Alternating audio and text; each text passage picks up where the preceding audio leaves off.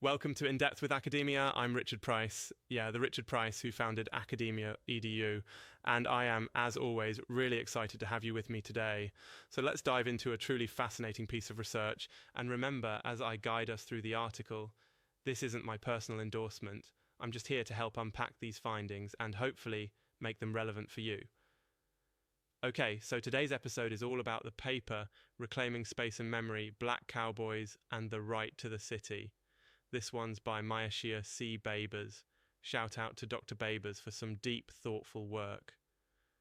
The core question here is deceptively simple, but it leads in all sorts of interesting directions. It's basically, how do black cowboys challenge and reshape ideas about space, identity, and belonging, especially in environments like cities that haven't always opened their arms to them? And why should we even care about this? What does it mean for our streets, our cities, and even our own sense of who gets to belong and where? All right, let's get into the meat of it. Babers uses ethnography, which, if you haven't heard that term, is just a fancy way of saying deep dive into social experiences. She did interviews, observations, and, yeah, literally rode along with black trail riders in Houston, Texas. The focus here is on a specific event, a black trail ride that moves from private property into the city streets, really laying bare this tension between public and private, insider and outsider, past and present. Isn't that cool? Or maybe just provocative? So, key findings, what stood out to me. And again, I'm summarizing neutrally, not cheerleading for any particular stance. Number one, black trail riders, by simply riding through Houston streets, on horseback, are really doing something radical. They're pushing against dominant ideas of who cities are for and what blackness should look like in public. Many of us have kind of absorbed this very narrow cowboy image, right? White hats, open plains, all that Hollywood stuff. But Babers points out, and I think this is huge, that black cowboys are reclaiming a history that's always been there, even if it's been whitewashed or sidelined in pop culture. Another key point Babers makes involves the concept of the right to the city. That idea comes from sociologist Henri Lefebvre. If you're into theory, you might know him already.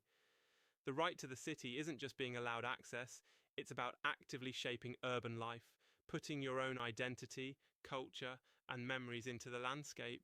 So when black trail riders hit the city streets, they're claiming that right and forcing everybody else to rethink what's normal or authentic.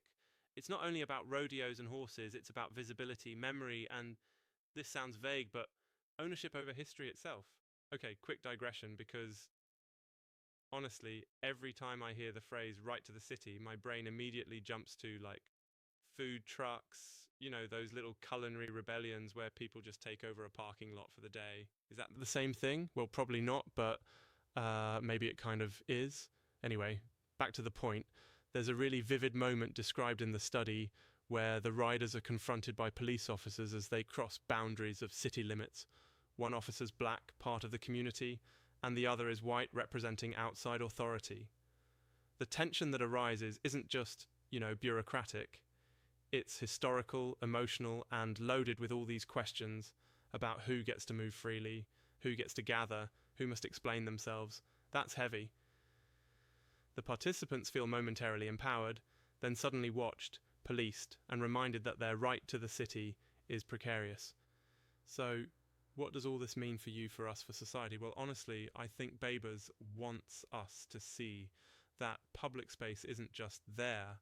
It's made and remade by who enters it, who feels safe in it, who is welcomed and who isn't. If you've ever felt out of place, walking in a new neighborhood, joining a new community event, or heck, even posting your first article online, maybe you can relate?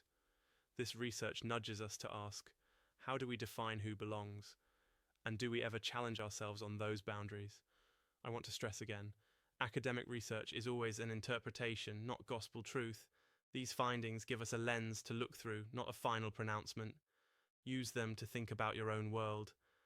Could you imagine new ways to make your city, your community, your spaces feel more open to others and actually to yourself? All right, I gotta wrap this up, though I feel like I could keep rambling forever. Like, why are cowboy hats still so cool anyway? That's a puzzle for another time. Thanks so much for listening to In Depth with academia. I'm Richard Price, presenting research, not selling it.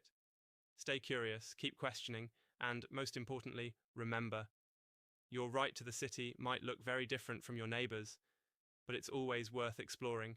Catch you next time.